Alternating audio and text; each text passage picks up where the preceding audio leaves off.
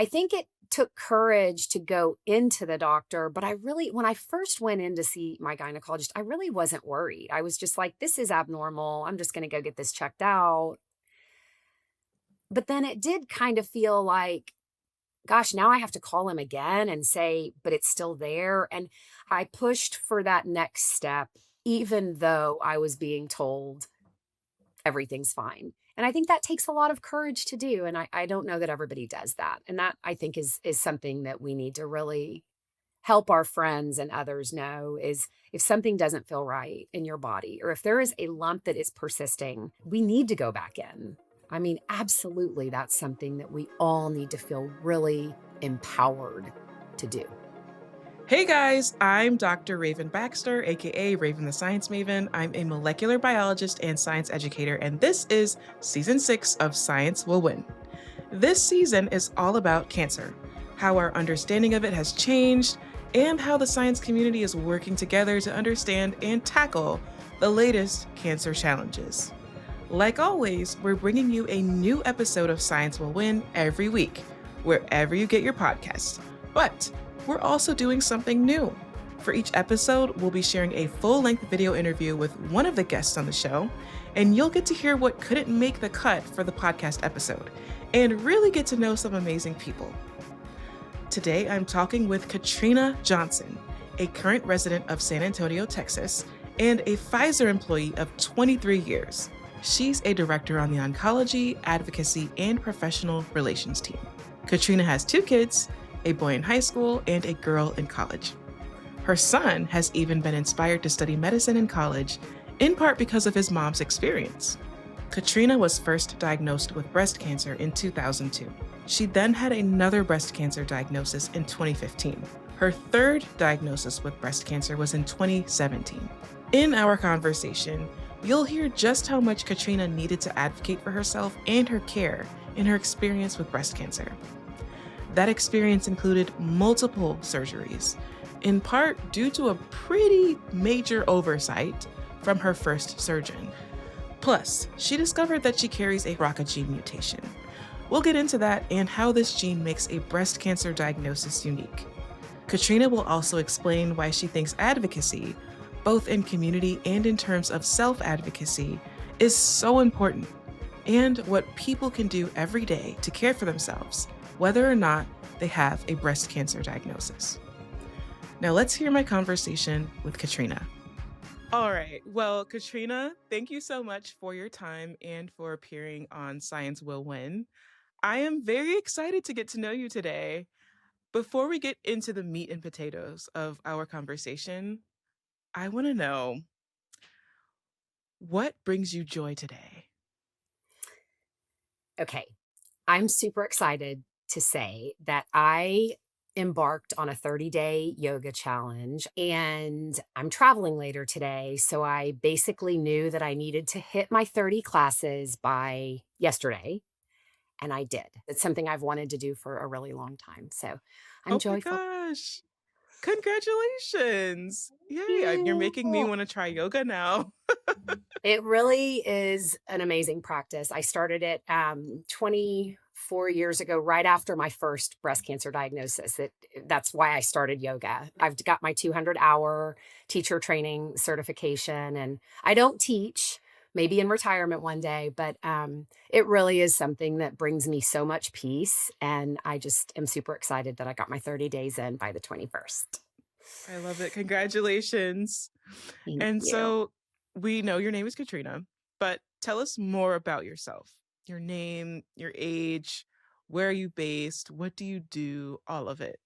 I go by Katrina M. Johnson. M is my maiden name, Marvin, and I'm very close. We have a very close knit family. So I always try to have the M in my name. Speaking of Katrina, my walk on song is Walking on Sunshine, Katrina and the Waves. Just a little side note. Um, and I live in San Antonio, Texas. I actually just moved back here in 2021 when my daughter was starting high school. We had lived up in the Chicagoland area for 15 years. That's where my kids were born.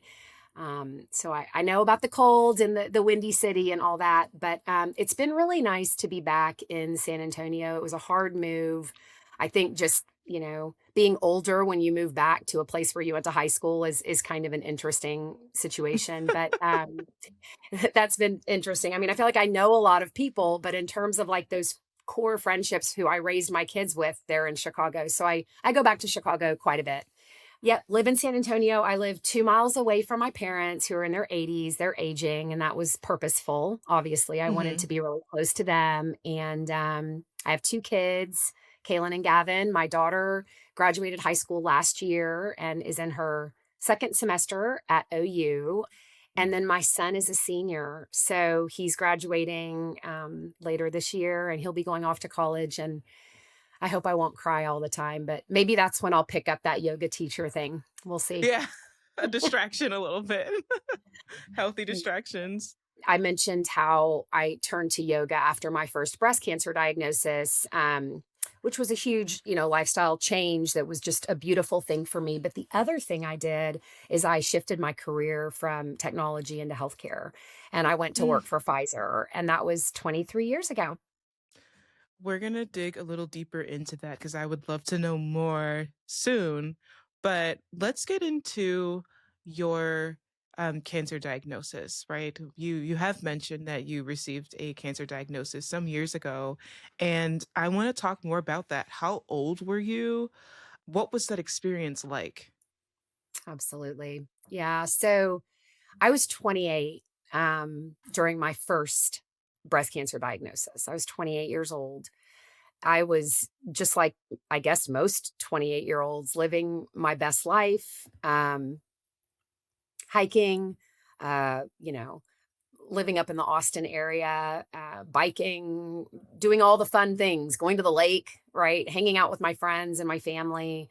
And I found a lump on my left breast. And I remember I really prioritized an appointment with my gynecologist. I'd never had any health issues.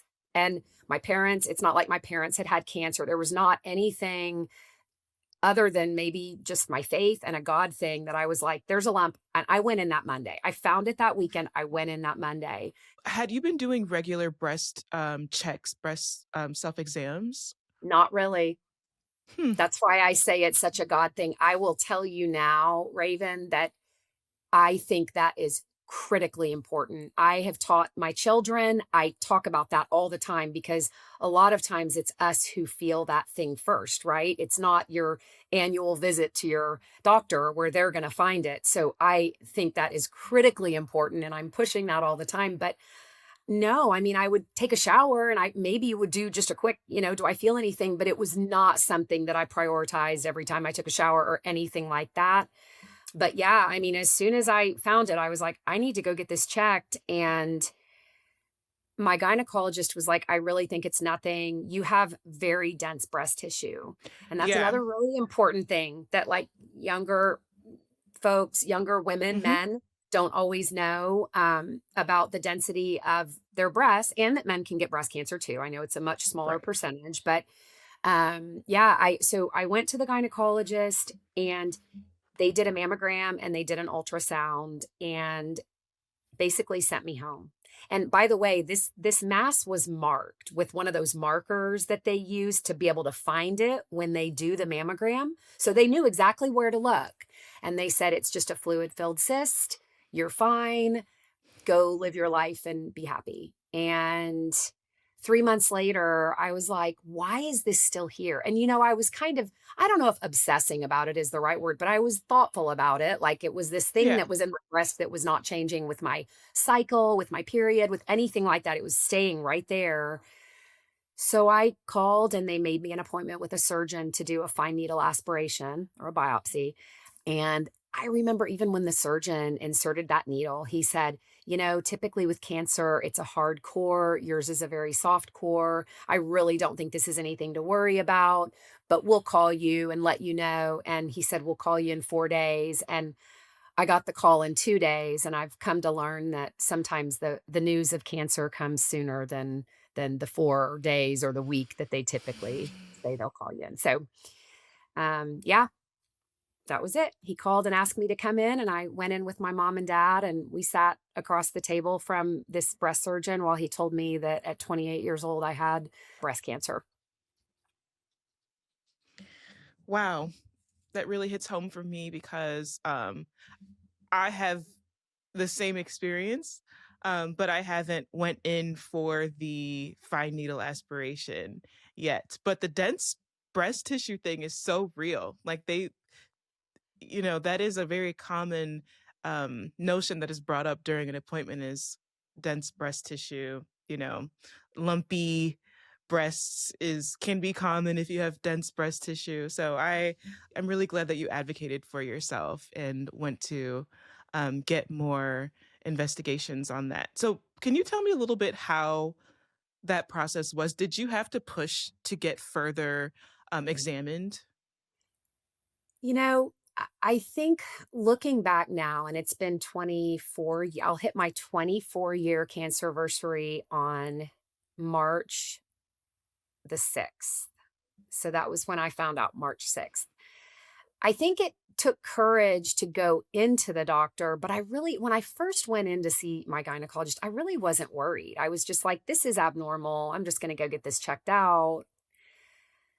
But then it did kind of feel like, gosh, now I have to call him again and say, but it's still there. And I think sometimes, I work in patient advocacy for Pfizer, and I know we'll talk more about that later. But in conversations that I have with a lot of patients, especially in some of our, communities where the doctor is the God, the doctor is we listen to what our doctors say, we never question our doctor. I would venture to say that a lot of people don't go back because they don't want to Mm, question their doctor, right? I pushed for that next step, even though I was being told everything's fine. And I think that takes a lot of courage to do. And I don't know that everybody does that. And that I think is something that we need to really help our friends and others know is if something doesn't feel right in your body, or if there is a lump that is persisting for through a couple of cycles, let's say, right? For a couple of months, we need to go back in. I mean, absolutely, that's something that we all need to feel really empowered to do. absolutely. Thank you. And so from there, you're 28, you receive this diagnosis. What happens next? I remember sitting in the surgeon's office with my mom and dad, and I remember the doctor saying, "You have breast cancer." And I remember my daddy man, I call him daddy man, just crying, like he couldn't stop sobbing. Mm, And my mom is this pillar of strength, we're going to figure this out. She's very solution oriented. We're going to, right? And I remember by the time we got home back to their house, the time I was living in Austin, but I went back to their home. I remember looking at my dad and saying, "Dad, I know you're upset. I am too. But right now, I need your prayers and I need your support and I need you to be strong. I'm going to be okay, but I need you to be strong." And that then started kind of the quest for knowledge for me, someone who knew nothing about cancer, nothing about breast cancer, was working in IT, like nothing about healthcare, none of that. I remember a friend gave me a book called the Dr. Susan Love Breast Book.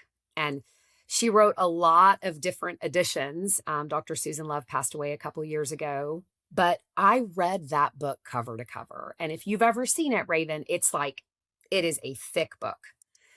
And I remember, by the time I got to the end of it, I thought I was a doctor. Just kidding. I did not. but you felt confident. I felt confident and I really felt like I understood kind of where breast cancer treatments had been and where they were going at that time. I got 5 different opinions in the San Antonio area, and my 5th opinion was a doctor, Dr. Allison Garner, who she was a microbiologist like you, Raven. I was so impressed by just her knowledge, and I was like, "You're my girl." So, another thing I would say to anyone listening is you have to trust your doctor and your healthcare team. And I think to trust that the doctor who is treating you is giving you the best possible option, right? Knows what all the options are. You just have to trust in your doctor. And I think it's okay, not think, I know it's okay to get a second opinion or a third opinion, or in my case, a fifth opinion until you find that person that you feel like you want to go through this experience with, because you're going to be spending a lot of time with them and their staff and their nurse. It sounds like a part of your journey of self-advocacy was finding that confidence and that trust that you know your body best, and trusting that there are people out there that trust that you know your body and will help you in that journey to finding what you need. Um, would you say that's correct? Absolutely. Absolutely. And it's a place of empowerment. Like, I know I mentioned earlier, but certain communities, I feel like there are stigmas and there are concerns about being empowered and going in and doing that. And again, I don't want to be the patient. I'm not trying to ever tell a doctor what they should do. You guys went to medical school. Like, doctors know. I'm not saying that I know better, but what I do know is I know me. I know my Mhm. body. I know what I need. I know what I feel. In breast cancer and other cancers, everybody doesn't always feel something. And that's really scary too, right? Some people don't feel a lump and then they're diagnosed with a later stage cancer. We know this happens too, but we have to give ourselves the best chance, right? And so we need to be paying attention and being really in tune with what's normal for us as people, right? And what's abnormal. And when something is not normal, yes, trusting ourselves to go in and talk to a provider and explain. And if they discount us, or if they don't really pay attention to what we're saying, then guess what? Go find someone else who will listen and care, you know? Thank you. And in reading your story, I saw that there was not just one time that you received a cancer diagnosis.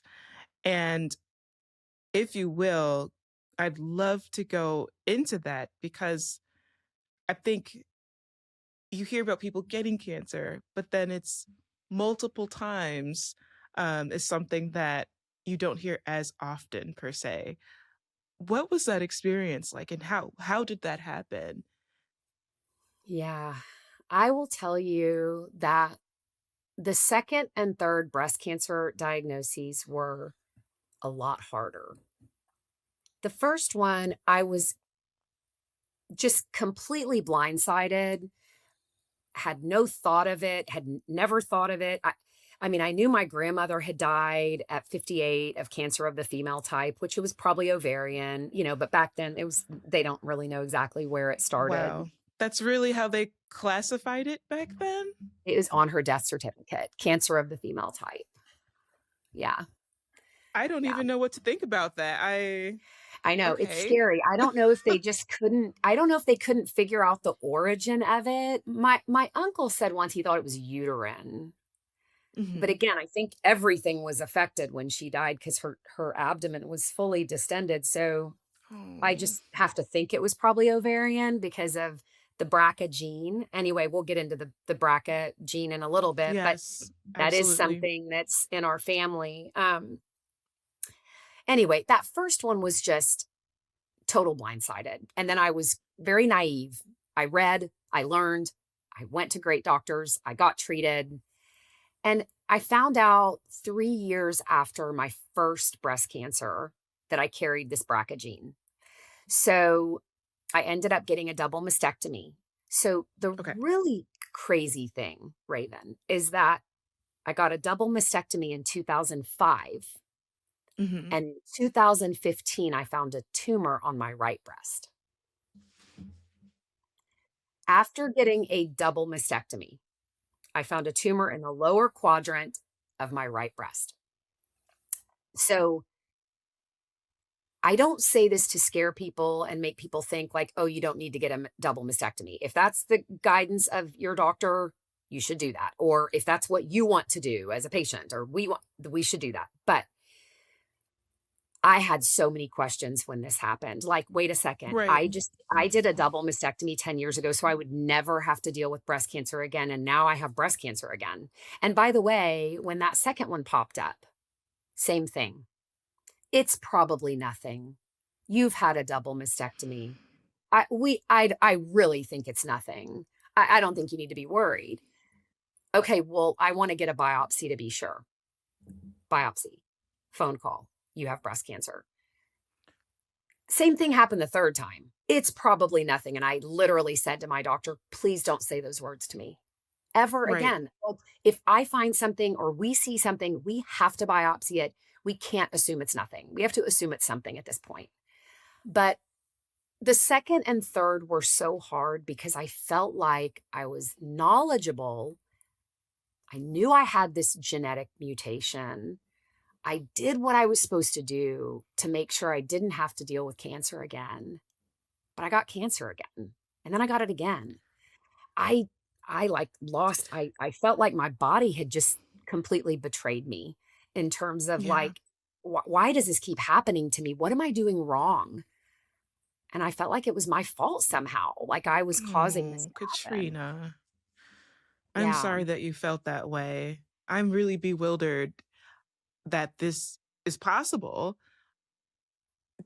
How did they explain how this happens? Is it that when you get a double mastectomy, is it they are not removing all of the breast tissue, or where is the cancer Yeah. actually occurring? You're thinking about it right. So, when I had that double mastectomy, and remember the cancer was on my left side, I had, of course, a breast surgeon and then I had a plastic surgeon, right? This was back in 2005 when I had this surgery done. So this was, 21 years ago.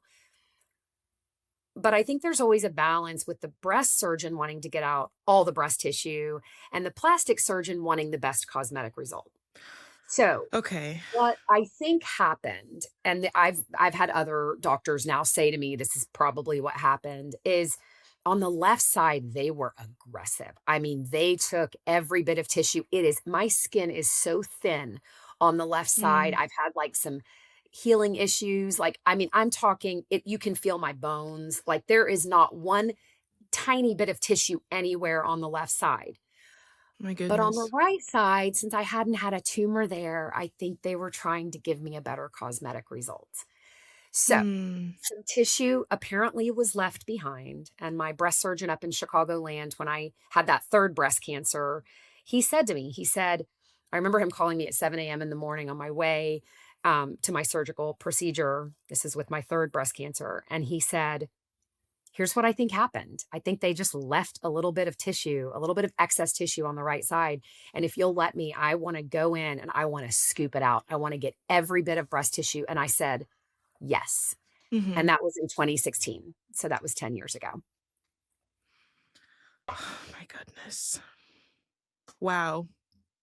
Thank you for educating me on this. And so, how has the treatment journey been since? Can you just refresh me on the timeline? In 2000 was your first diagnosis, and then 2002. 2002 was 2002. the first. And First. then 2005 was the double mastectomy. And then 2015 was a second breast cancer, right side, lower quadrant, small, like 4 millimeters. Um, I ended up going in and having a capsulectomy. So they, took out my implants. They said to me, we don't really have a protocol for you. And this is another thing. My dad was with me at this appointment. He was very upset. We were very tormented by this. They said, Mhm. we don't have a protocol for you. And this was at a major NCI cancer center, one of the top you can go to in the world.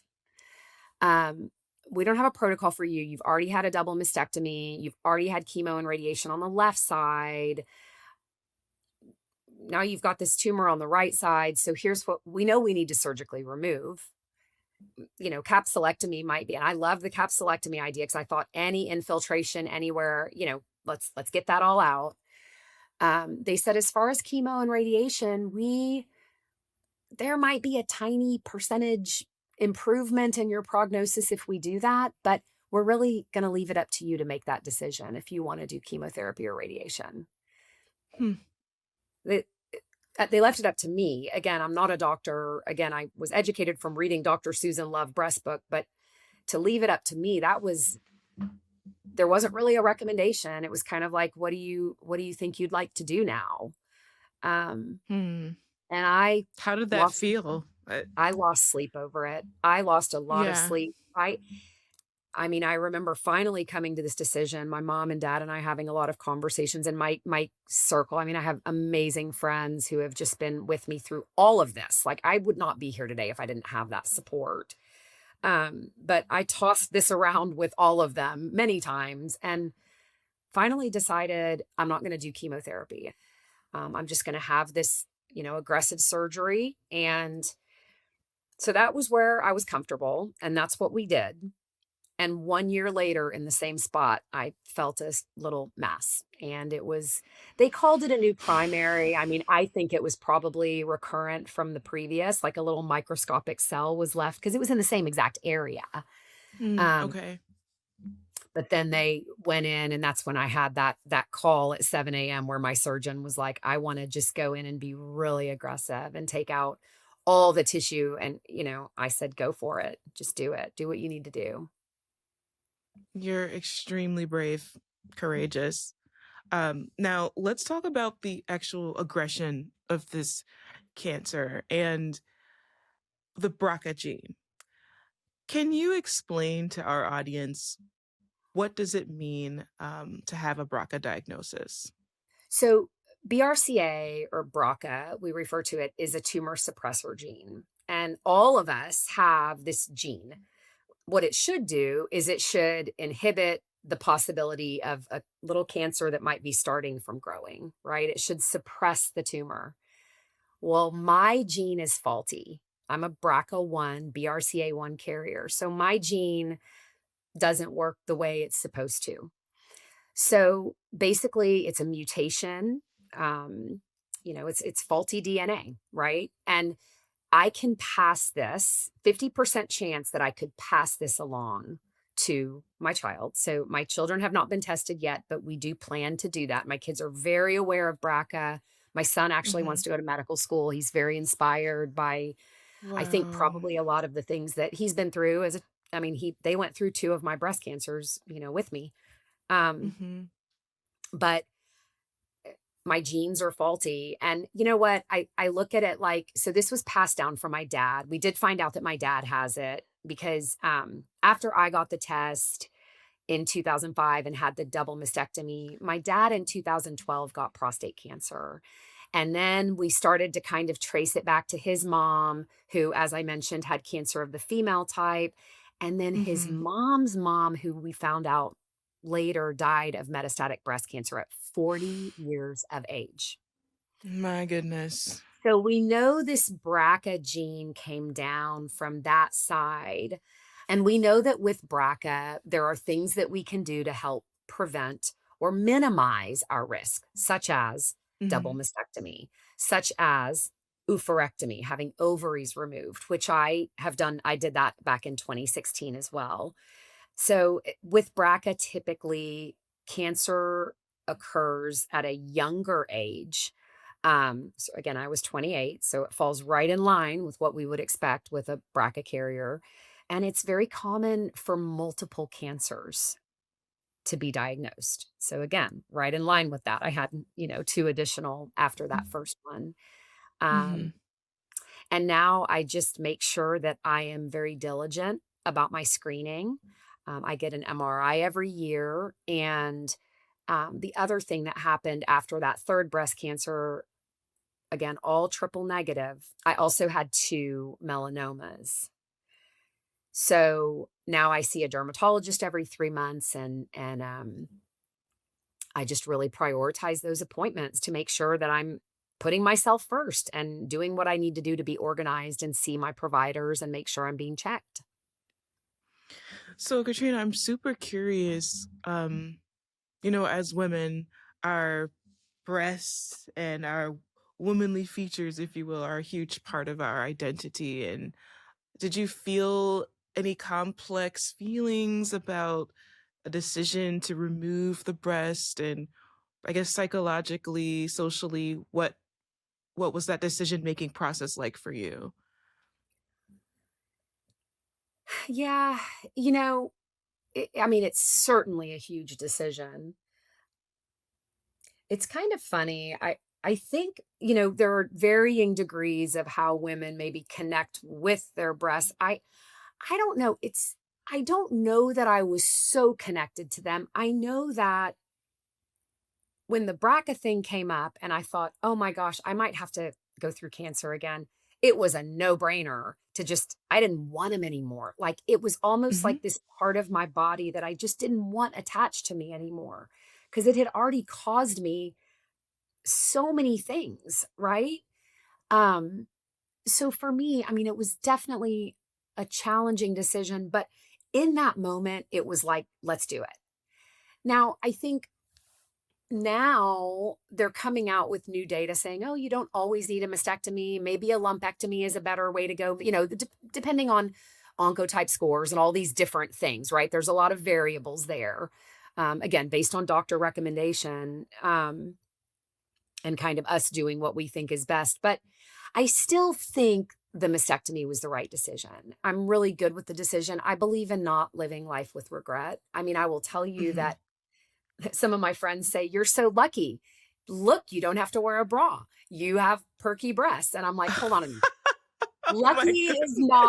Lucky is not what the word I'm gonna go with because, S yeah, that's true. I mean, that's right, like, I can, wear certain but what they don't know is, like or maybe they haven't seen, is that that 3rd breast cancer, when that doctor went in and had to take more tissue off the bot like, things are uneven, it's not a lucky thing. I can tell you that. It's also we talked about doing yoga. I mean, when you're laying on your stomach on your yoga mat and you have implants, it's not natural breast tissue that would flatten. So you kind of feel like Mhm. you're laying on like 2 mounds. Like it just anyway, it's not lucky. That's not the right word for it. But I try to look at it positively. Like, okay, I had a decent cosmetic result and I feel good. I think I'm a pretty confident person. But it certainly does weigh into the whole sexuality piece and not only the removal of breasts, but then you just get into removing your ovaries and then you're in immediate menopause, Yeah, right? From a sexuality standpoint, from a sexual health standpoint, one thing I will tell you is I've had a wonderful partner in my gynecologist, my OB-GYN. She was up in the Chicagoland area. She delivered both my kids. She's been my partner in this menopause journey for the last 10 years. And she's done a lot of things that I think were very thoughtful and have really helped me be able to manage that. absolutely. And you mentioned sexual health. How would you define sexual health? Gosh, I would say just the ability to freely experience your sexuality without thought or fear or insecurity or any of those things that you get in your head with that can inhibit your ability to really enjoy that beautiful intimate moment with your partner. Mhm. And what do you think are some things that women might avoid talking about when it comes to breast cancer? I mean, I think one of the things that maybe is hard to talk about is like when you've had a double mastectomy or really like a surgery in this area, depending on the extent of it. And when you have a partner who maybe really enjoys that component of lovemaking, like it's kind of hard to maybe say, like, yeah, I don't really, it's not really doing anything for me. So I think you have to have so much trust with your partner and be able to have that conversation, right? Like, let's try this other thing instead because that's not really something that really feels good to me. And I'll even take it a step further, Raven, like not only maybe do you not feel it, but sometimes that area because there's like a dissociation maybe from all the trauma that's been in this area, sometimes you just don't want anyone anywhere near it. Yeah, I can imagine that for sure. So I think those are kind of some of the things with the sexuality piece. And then of course with the menopause piece, that's a whole other conversation where you have to have such a trusting partner and such a trusting relationship to be able to say, yeah, I don't feel desire or I'm not. So, I mean, that could go down. That could be a whole nother podcast, right? On the things Yeah, that maybe we have to do to kind of figure that out. But, I think just being able to be really open. And if you don't have a partner who you can be open with about these things, then it's probably not the right partner. absolutely. The level of vulnerability that you have to have seems through the roof, really. Um, and Absolutely. it sounds like a lot of mental gymnastics too. I think you're so right on that. There's definitely the mental health component, I think, across all cancers is such an important area. Um, I think, another thought that just came to my mind is when you're, with someone and you've had breast cancer, there's always a chance that it could come back, or you could have, in my case, a second or a third breast cancer. So, almost appeasing the person you're with that they don't have to worry about you having another cancer, but you can't really because you might. And so there's a lot of mental gymnastics around that too, just those conversations. And, none of us want to face our own mortality. Unfortunately, we all will die one day. And I had to face that at 28, right? Yeah. And I've had to face it several times since. But anyway, I just think the importance of being able to really communicate with someone you love, your partner, and have these conversations and enjoy the time we have here is just so, so, so important. So how do you if all of these things are connected, how can women living with cancer care for their sexual health, their mental health, their emotional stability? How would you advise? It kind of goes back to where we started on knowing yourself and Mhm. knowing what you need, what I need, what we need to feel whole and beautiful and good. And guess what? To feel whole doesn't mean we have to have the libido we had when we were in our 20s. Right. And it also to feel whole and know yourself and love yourself does not mean that you have the natural breasts that you were given when you were born. That's just a piece of me. I mean, cancer does not define me, right? Mhm. And we can't let it define us. I mean, for my dear friends who are living with stage 4, they face it every day. They are so brave. They are so brave, but it doesn't define them. And my cancers don't define me. I am still Katrina Marvin Johnson. I am still a mom and a daughter and a darn good friend and a Pfizer worker for 23 years. I'm still me through all that stuff, and I talk about cancer every day because it's my job too. And Yeah. I want to talk about it to people who need support and just want to talk to someone who's been there. I want to be that person for them because I've had people do that for me. But we cannot let cancer or any chronic illness define who we are as people. I know who I am. I know what feels good in my body. I know that when I go to yoga, I feel refreshed and energized and I feel good because I've moved my body in a way that feels good to me. I think we all have to figure out what that thing or those things are that make us feel whole, right? Yes. I mean, the people in our lives that we love, my family and my friends, God bless them. My God, like I'm not saying my God, I'm saying like my God, my faith is a huge thing for me. That's something that is for me. It's personal for me, but everybody has to find out what their thing is for them to feel whole and good and beautiful in our bodies and all their shapes and sizes and forms. Oh, Katrina. I I am crying over here. I relate a little bit, as someone who suffers from a chronic illness. Staying close to who you are has been very important and not allowing your circumstances to completely consume you and in turn impact your healing journey is a huge part of learning to live with this reality. Finding that support network. I always say to people, people ask me who know what I've experienced health wise. They say, how did you recover? How did you do that? And I said, well, I don't really know, but what I do know is that finding that supportive network and constantly reminding myself of my identity as a human, not as a sick person, but as a human, was so important. So, so important. And I'm so glad that you found that for yourself.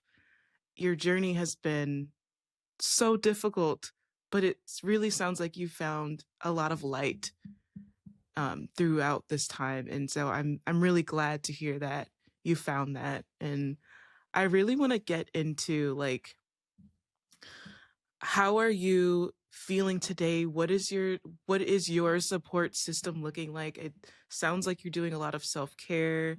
You're a yogi now. Um, what does life look like for you today? How are you feeling? What's Katrina's day-to-day looking like? Well, since I just did my 30 classes in 21 days, I feel like You a million did. bucks. I know. Yeah, Yes. no, I will tell you that is I had lost that. I'm going to just be real with you for a minute. Like after moving to San Antonio back in 2021 and moving near family, when you're near aging parents, like that takes some of your time. Family things take some of your time. And I had gotten out of my practice of just really committing myself to getting to the studio 5 times a week and doing a class. I would Wow. tell myself like, "Oh, I can't allocate an hour. I'm too busy or I'm traveling." But I feel like I've really found myself again in these past 21 days, and I can't tell you how good it feels.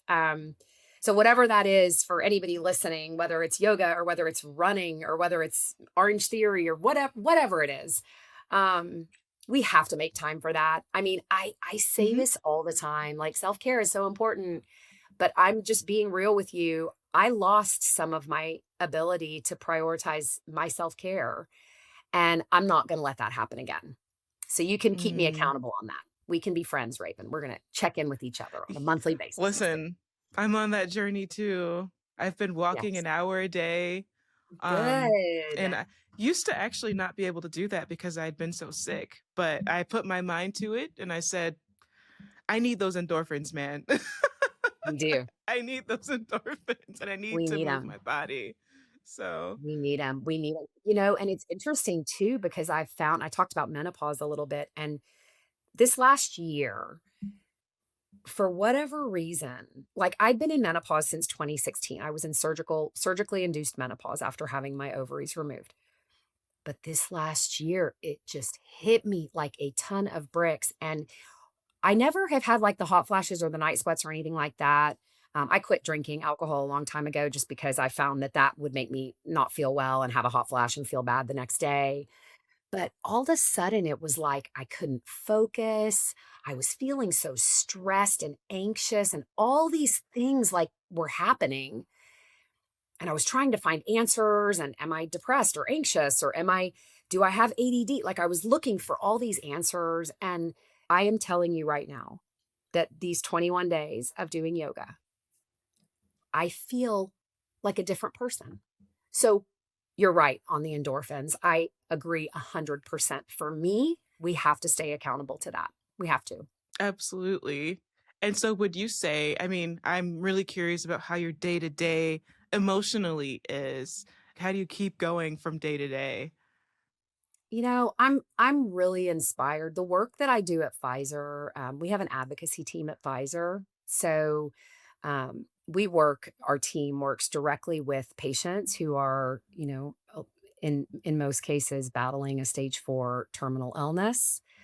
Okay. And I watch so many women and men just working to live their best life despite this thing that one day, hopefully a long time in the future, right? No time soon, is theoretically going to take their life unless we have more research, science, unless we have That's something that right. changes that outcome. And we hope for that every day, right? Um, but when you get to know people who are dealing with a terminal illness and they still have this ability to have a smile on their face and come with such beauty and grace, I'm inspired by that every day. I won't tell you, I'm not, what is it called? Toxic positivity. I don't think I'm happy all the time. I mean, I definitely have emotions, and you ask about kind of my emotions. I think the endorphins and the exercise and the moving my body and knowing my body are things that really help me um not have mood swings or any of that. But certainly I have two teenagers, I definitely have days that are interesting. So we'll we'll leave it at that.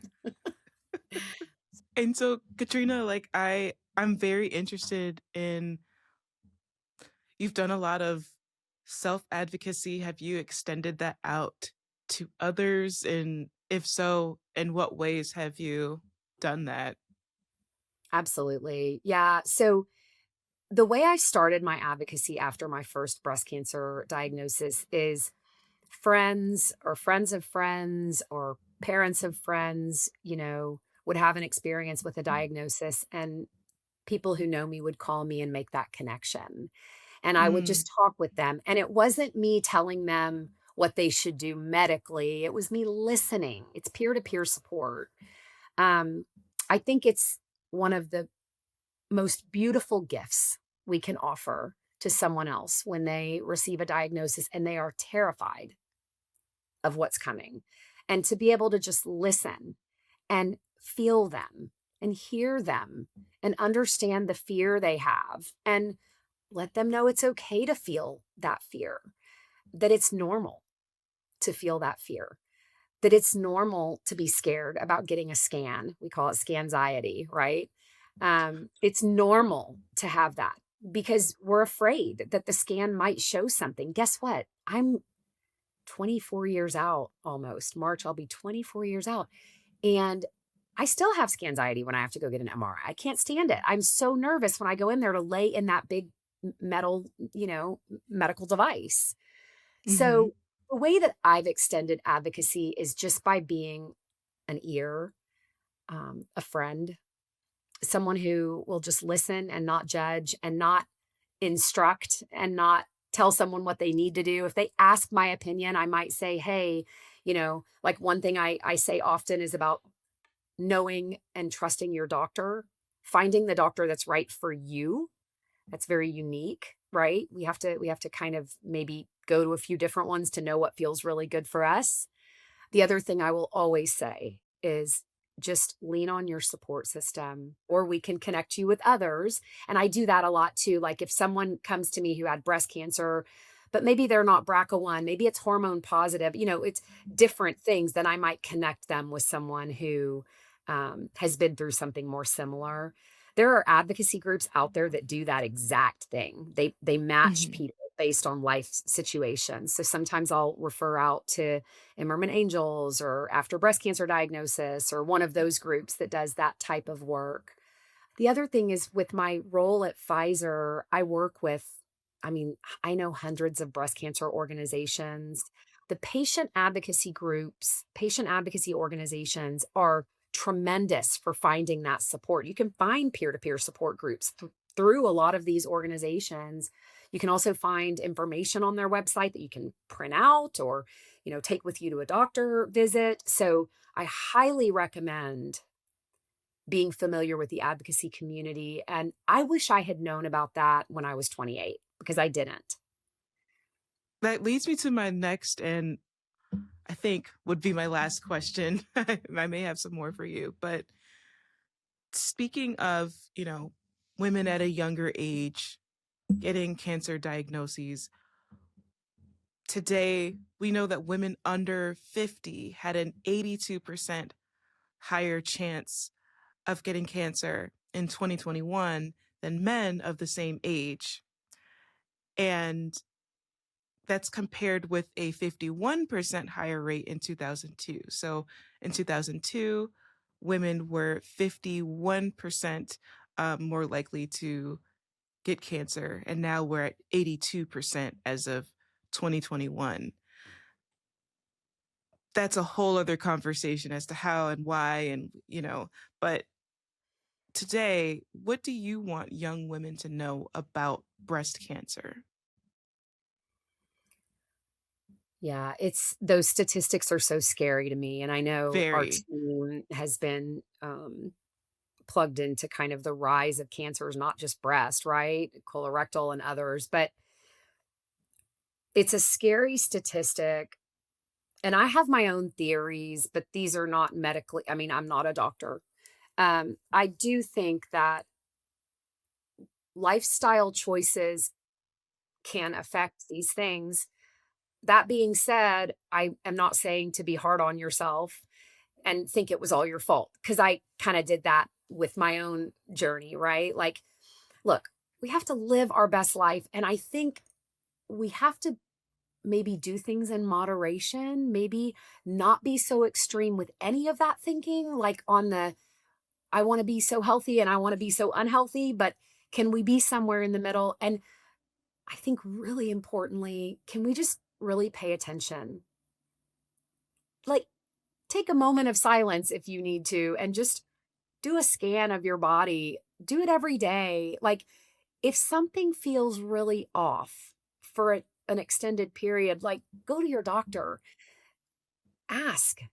If they tell you everything's fine, but you still don't feel fine, don't take that as the answer. Go to another doctor. It's okay. It's okay for you to continue going to doctors. I know that might seem crazy. I'm not saying go to a new doctor every month, but I'm saying find your person. My provider, my oncologist, I have 2 now that I'm seeing, and one of them is at an NCI cancer center. Well, they're both at NCI cancer centers, and I see them for different reasons. But what I love about Dr. Isaac Chan at UT Southwestern is he's a researcher. So when I came into his office and I was introduced to him by some advocates I work with, he's tremendous. He wanted to solve for and get an answer for why I had had triple negative breast cancer 3 different times and they were all caught at stage 1, because we know it's Hmm. the most aggressive kind. So I see him once a year. He runs a battery of tests and he analyzes those tests and he takes things to the lab and he figures things out. And so for me, I need that. I need someone that has this quest for knowledge, that wants to understand me.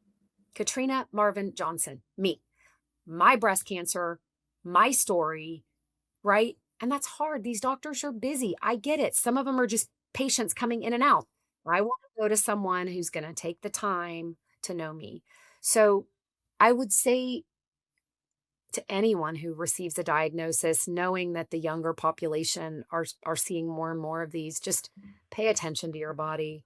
I've had 2 friends, this is different topic, but I've had 2 friends in the last 4 months from high school who had major things happen, like traumatic brain injury and a brain bleed from a fall.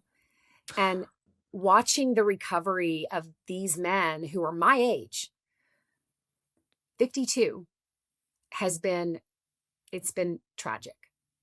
We have got to Mm. just be so grateful for our bodies. And you know what? Some days it's hard. Some days I wake up and my joints hurt, my right ankle hurts. I need a cortisone shot, whatever I need. I've got some arthritis there, but I need to go out and walk around the block. Sorry. Yeah. I need to make that happen. Like, I don't need to go walk 5 miles. I need to walk around the block. So we got to meet ourselves where we are. Be kind, be compassionate, love ourselves, love us, right? I'd love to just tell you one thing. I did a vision board this year with my daughter. I've never done this before. It was really fun. We went to Pinterest. We looked at all these pictures and quotes, and she went and got them printed, and we put them on poster board. And the one that really resonated, there were a lot of things I loved about my faith and my family and my balance and my support and all my things. But this one quote I love said, "Finally, she chose herself." Oh my gosh. That's where Yeah. we need to be right now and forever. Young, old, and all in between. Choose yourself. Oh my goodness, Katrina. You are full of gems, examples of courage, inspiration, beauty, inside and out. And I thank you so much for coming on to Science Will Win and sharing your story. I'm really excited for people to hear this and learn from you. I learned so much from you today. Is there anything that I did not ask you today that you would like to share with the audience? I don't think so. I think we've covered everything. Raven, I've loved meeting you. Like, I was not kidding when I said I just want to be your friend. So, anytime you want to reach out and need some inspiration, because I could get it from you too. And I think, peer to peer, it doesn't mean that I have to talk to someone who had breast cancer. It means that, like, everyone we know has something in their life that they're going through that's hard for them, right? Mhm. Maybe it's a health issue. Maybe it's a just something that happened at work, and it's all relative, right? Like for you and I, it's this really hard illness, but for someone else it might be this really hard thing that they're dealing with at work, and that's Yeah. okay. There's no judgment on it. There's no scale. We don't have to like pick whose is harder or whose is worse, right? Because Right, theirs is just right. as bad for them. But I think being able to be there for someone and listen and hear them and just I think it's a beautiful thing that we can offer. It's one of the most beautiful things about humanity. And I'm grateful that I got to meet you and that we just got to share a little bit of our stories with each other. So thank Thank you, you. Katrina. It's all love here. And for anyone listening, we're smiling, we're crying, but we're smiling and really happy for this. So thank you, Katrina. Thank And it was great to meet you.